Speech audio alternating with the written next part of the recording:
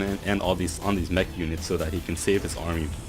So very good deflection of that attack by Shoey right there. We do see another barrack going down with C in orbital. Yes, our command center floating over to the natural. He is going to move out right here, and then he can set up another wall right here to prevent anything from coming in, or actually to get up some defenses, as he is on 2 racks and 2 factories, making a reactor on that barracks just to be able to pump out some marines. So he is investing quite a bit in his mechanical army. Very interesting to see, because usually, I mean, all Terran players, almost all Terran players go MM ball, or against Zerg it's actually marines, tanks, and medevacs, and then some turrets along the way. But yeah, I guess this is one way to play a macro Terran, or macro Terran against Zerg.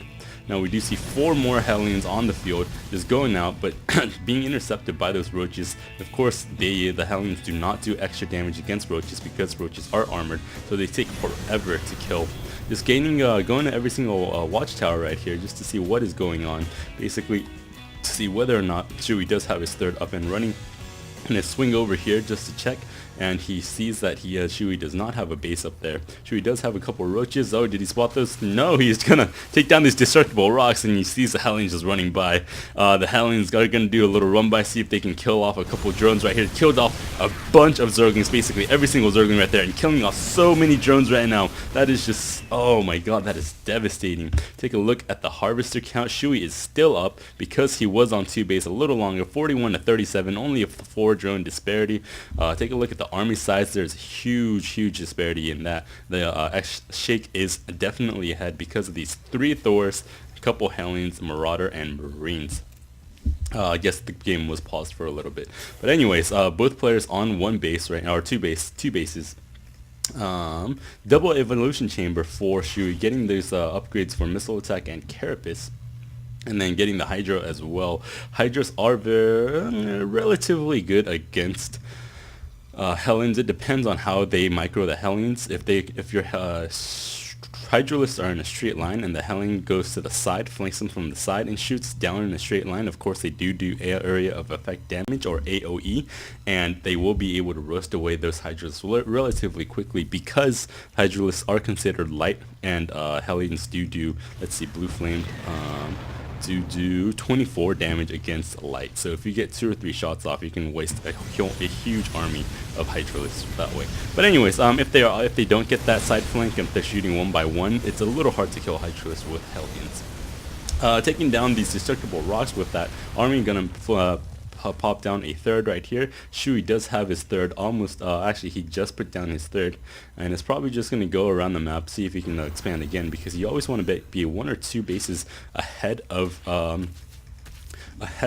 Terran player. Now, I like this bias Shake just going down to the rally, standing 1 SAV, a very expendable unit, because there are only 50, they only cost 50 minerals, and oh, there's a little bit of engagement right here. Shoey's or Shake's army is pushing out. But anyways, yeah, actually hold that thought. I'm just going to focus on this engagement for now. There are a couple roaches. They do have tunneling claws, and they do have roach speed. Look at that. There's 4 creep tumors, 5 active creep tumors going out, just spreading out all across the map.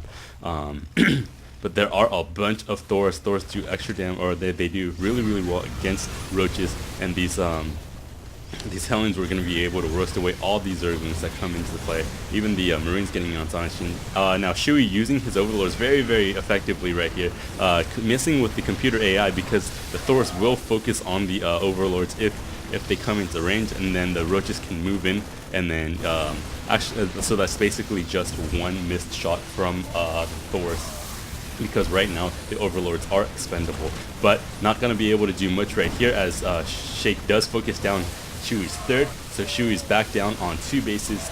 We do see another Thor, more roaches being produced right now. Now being flanked by both sides, Shake is Shake, but these Thors are going to be able to do so much damage, even throwing down a scan right here to deal with those burrowed roaches. There is another, oh, the Thor was just about to get sniped, but those 3 other Thors came in just for backup, and now he is going to walk off right now, just go back, maybe hunt a few creep tumors, and keep this creep under control.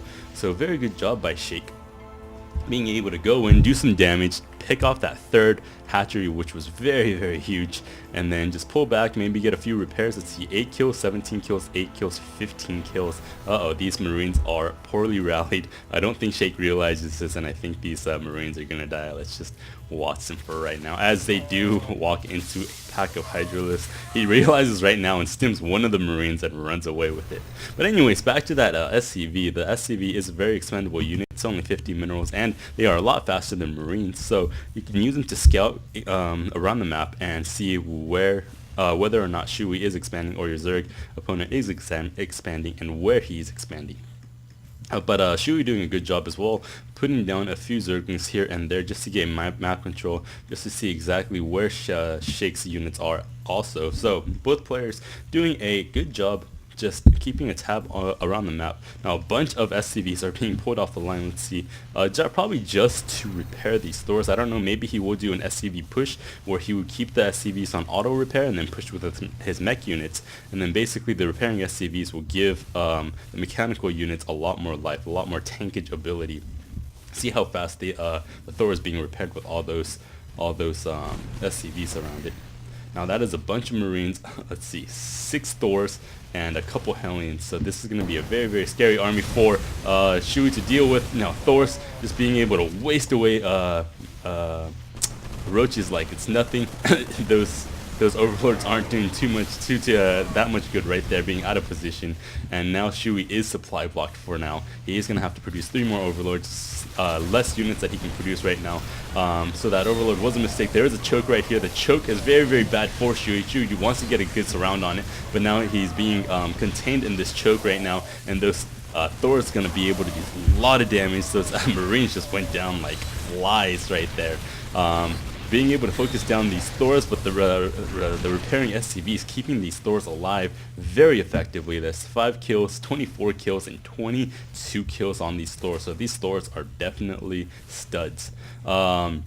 Shoey's third is back up and running, but Shake also has another command center up and running, transferring his SCVs over, doing a very good job keeping tabs on his minerals, on his economy. We'll take a look at the income tab. 48 to 52 SCVs for Shake. The income disparity is quite large. It's about 500 minerals per second more for Shake. Now Shoey moving out his army, trying to take down these destructible rocks so that he can expand there as well.